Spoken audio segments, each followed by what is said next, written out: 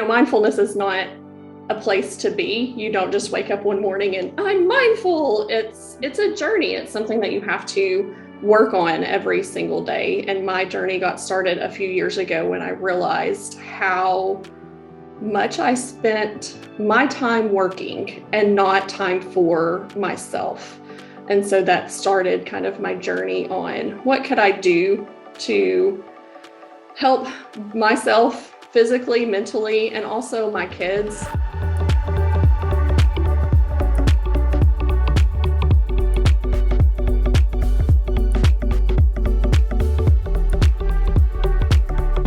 Hello, friends, and welcome to Season 4 of the Future Ready Librarian podcast series, Leading from the Library. This is a podcast for all librarians, wherever you are in your journey. It is filled with amazing guests, important topics, and engaging conversations that will inspire, engage, and support all of us as future ready librarians. I am your host, Shannon McClintock Miller.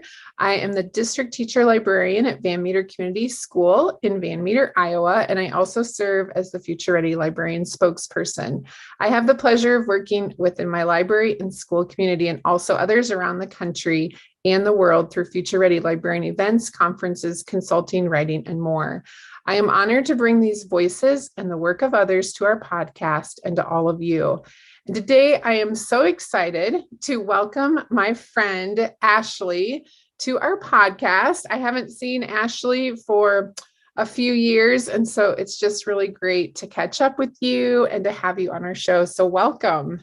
Thank you. I'm so excited to be here. I know COVID kind of kept our friendship apart for a little while. I know. It's so exciting to think about everything just opening back up and getting back to our new normal and just to have these conversations in person. I can't even wait. But today I'm excited to have you on our podcast. And let's just start by having you introduce yourself. I am Ashley Cooksey. I'm currently the director of the Technology Learning Center at the University of Central Arkansas. So it's kind of like a big makerspace for our faculty, staff, and students.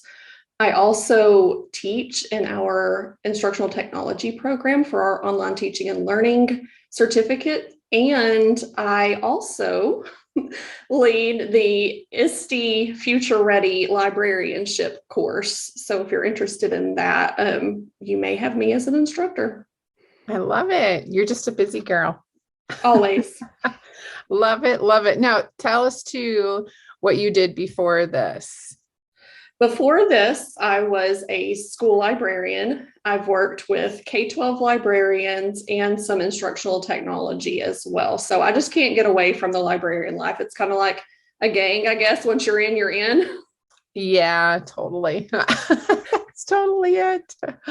I love it. Well, it's just great to catch up with you online, and I follow the things that you post, and I'm always really inspired at how you talk about one of the most important topics, and that's mindfulness in the library. And so today I am looking forward to having you speak more about that, because I know that all of us as librarians, especially I think this year, really have that in the forefront of our thinking and our programming, and are looking for ideas and just ways to talk not only with our kids, but our community about mindfulness in the library as well. Absolutely. And it goes a little bit deeper than that as well, looking into not just, mindfulness is not a place to be. You don't just wake up one morning and I'm mindful. It's a journey. It's something that you have to work on every single day. And my journey got started a few years ago when I realized how much I spent my time working and not time for myself. And so that started kind of my journey on what could I do to help myself physically, mentally, and also my kids. At school, I knew that I was overworked, and I could tell that my program was starting to suffer too. Yeah. So when you say that it's a journey, just start us from the beginning, some things to start with and where we can start to. So a couple of the things that I actually started with was being mindful of my collection, how my library was organized, whether or not it was a benefit to students. And I see a lot of those questions posted in our Facebook groups and on Twitter, asking about how your library is organized. And my suggestion is to be mindful of your students and ask them what makes sense to your students and how would they want their library organized. Yeah, that is a really super good thing, and really like timely too to think about, as we end our school year and have some time to really think about our collection. I think that's a really important thing. And so when we also think about like our programming and even the way, like if our kids come into the library, like I work with preschool to 12th grade kids. And so when you think about even the things, not only our collection, but what we do when our kids come in, and I love now that you work within a giant maker space, I'm sure that mindfulness comes into play a lot also in the programming that we do around that. Yes, just the entire spectrum of technology can be overwhelming. So starting with something small with one or two activities, and then, the library, when I was in the library, keeping that routine is great for students because it's consistent, and being mindful of, like you said, your space. Students sit a lot of the time and our bodies aren't made to do that. So offering places where they can maybe lay down and read or be in a different space, bean bags, comfortable seating if it's available. Those kinds of things go a long way with students. I was lucky enough to have a garden outside my library. So there were days where we would just open the door and, go sit on the sidewalk or take a blanket and sit out in the grass just to have some fresh air and, green time outside. Yeah, that is a really super good point. A garden, that sounds amazing. I love that. It was great. Our fourth grade science teacher did it, and the students planted all of the vegetables. And towards the end of the year, as the garden would flourish, they would go pick lettuce and things from the garden and take it to the cafeteria to have salads made for their lunches. Oh, I love that. That's so cool. I want a garden outside of my library. That sounds so neat. There's a library in Cedar Rapids, Iowa that has a green space on top of the library and a garden. And I'm always like, oh, that'd be so cool. That would definitely bring a little peace. Another thing too is just our library routine and how that looks within our spaces.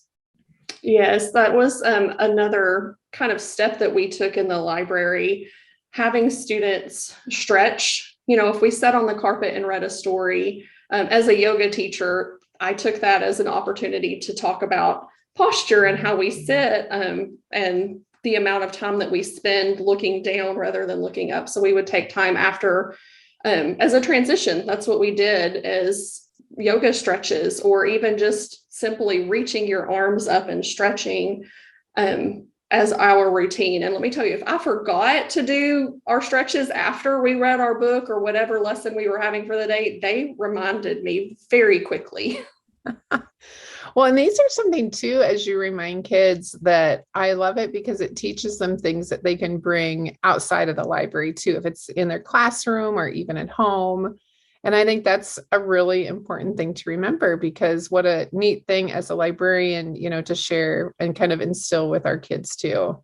Absolutely. We had a book, it's called Sequoia by, I can't remember the author, Tony, can't remember the last name. It's a beautifully illustrated book about a sequoia tree, and how tall they stand and how deep their roots go. And we talked about that. And that was when we took the opportunity to learn tree pose in yoga, which is a balancing pose. And as we age, that's one of the things that we lose is our balance. And we talked about being a tree and being still and staying grounded and rooted. And I happened to walk through the cafeteria about a week later, and there was a little kindergartner standing in line in tree pose. Oh. I was like, hey, what you doing, buddy? He's like, I'm trying to be grounded. The line is taking forever. And I was like, okay, way to use your skills, switch feet every now and then. He's like, okay, thanks. And just went right back into tree pose. Oh, that's so cool. I love that. I know I went into a library once, and this was earlier this year, and they even had like some like yoga posters and things like that around their library, and their teacher also was an instructor. But it really like caught like my attention to think about like those are things that I think are just so meaningful and can really add a lot to our students' lives, especially seeing somebody in a lunch line. That's pretty good. Yes. Yeah. Even just breathing, slowly breathing and starting the day out with some of those exercises can be great. I know Go Noodle has a lot of, really quick kind of yoga things or stretch breaks that are great to use with students, and even older students, middle school, junior high, high school. They're receptive to that as well. Yeah, that was my next question, were just resources, like where people can find things that they might be able to use as well. So we do have a Padlet that was created by myself, Lynn Kleinmeyer, and Tracy Chin.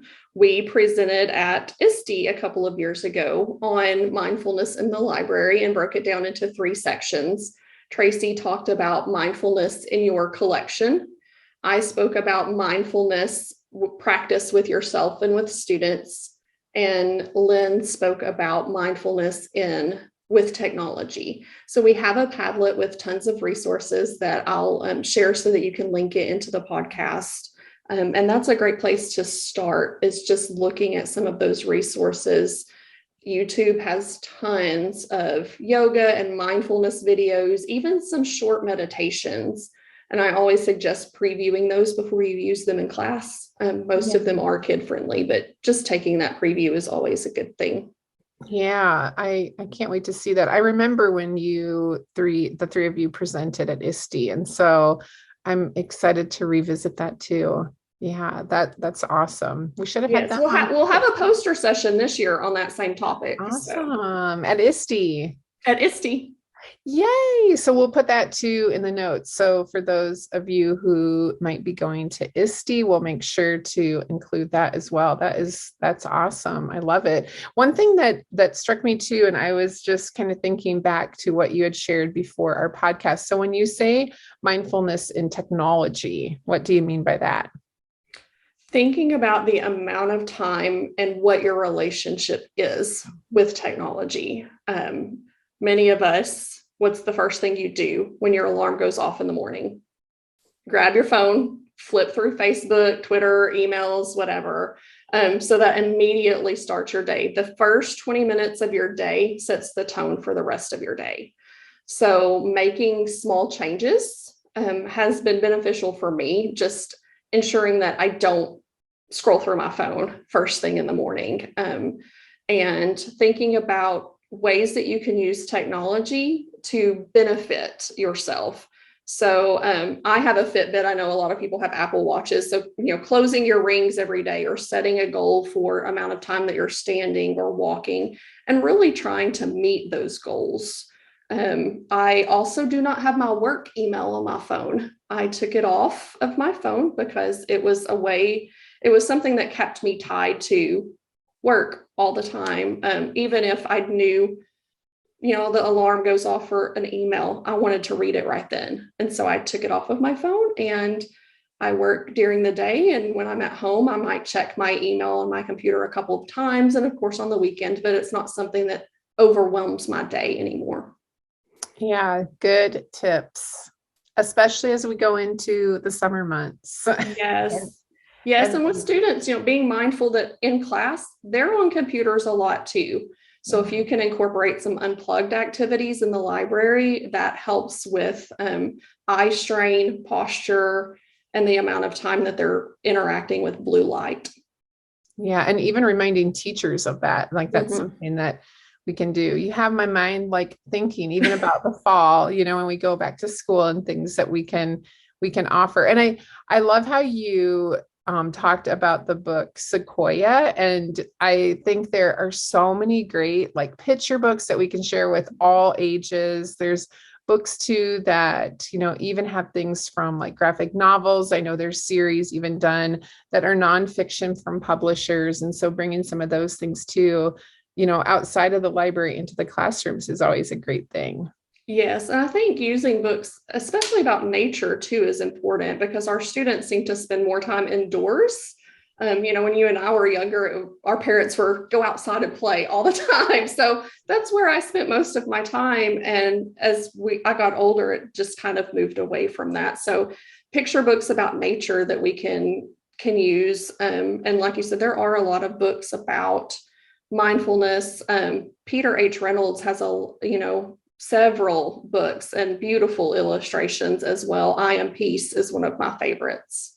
Yes, those are so good. That whole series, right, by him and Susan Verde, I just love. So yes. That is a great thing too. Well, this was such a good conversation. I've been looking forward to it and just seeing you and talking to you too. I'm glad that you're doing so great. Yeah, it was great to catch up and chat about one of my favorite things.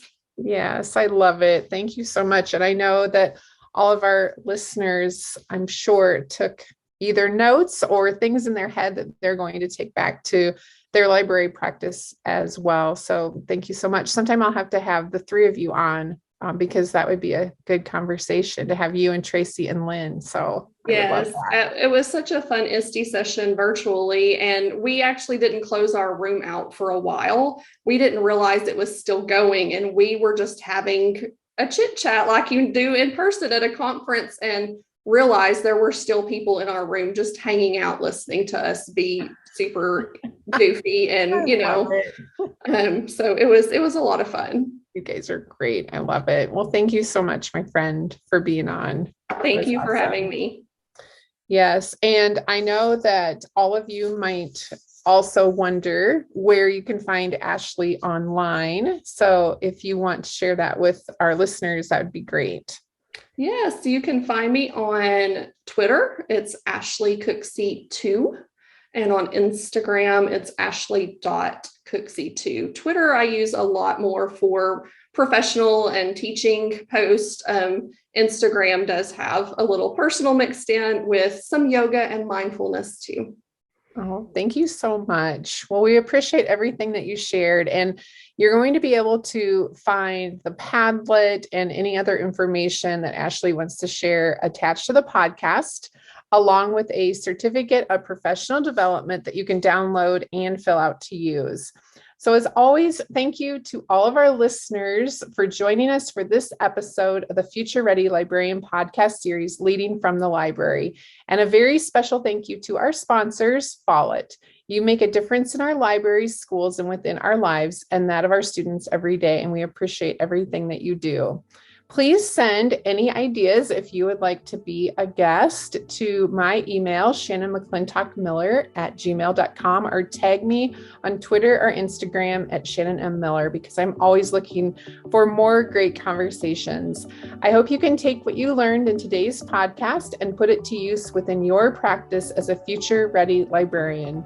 Until next time, friends, keep finding ways to lead within and from your library.